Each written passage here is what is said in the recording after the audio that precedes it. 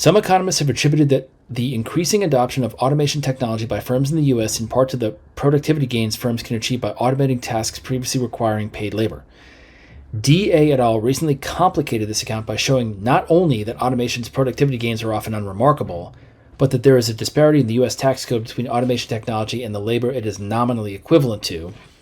The tax code classifies automation-related technology as a depreciating asset, meaning that capital expenditures on the technology can reduce a firm's tax burden relative to its tax burden if equivalent expenditures were labor costs. Together, these findings suggest that... I'm going to try to paraphrase this passage. So, of course, you can... Increasing adoption of automation, right, can replace human labor. Sure, of course. But these people say it's not that simple. They complicate that by showing two things. Not only that, the productivity gains were often unremarkable. So what you gain in productivity is actually not that great. And then also, there is a disparity in the U.S. tax code between automation technology and the labor is equivalent to. So something to do with how the tax code lets you define things differently. Let's see. Which suggests that these findings suggest that the explanation that some economists have offered for U.S. firms' increasing adoption of automation technology may be based on an overestimation of the tax benefits and productivity associated with that technology. I think it's an overestimation of the productivity gains. I don't think it's an overestimation of the tax benefits. I think the fact that there are tax benefits is the nuanced explanation. It's not that they're overestimating the tax benefits, it's that there are actually tax benefits, and that's the thing that matters.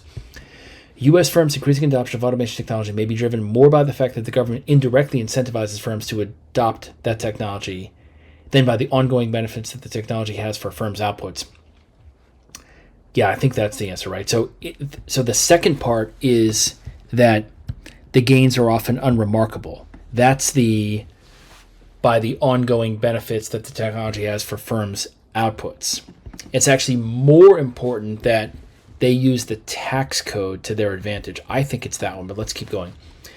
Changes to the U.S. tax code that result in capital expenditures and automation technology being treated the same as expenditure on labor costs would likely have little effect on firms' productivity, but may encourage further adoption of that technology. No.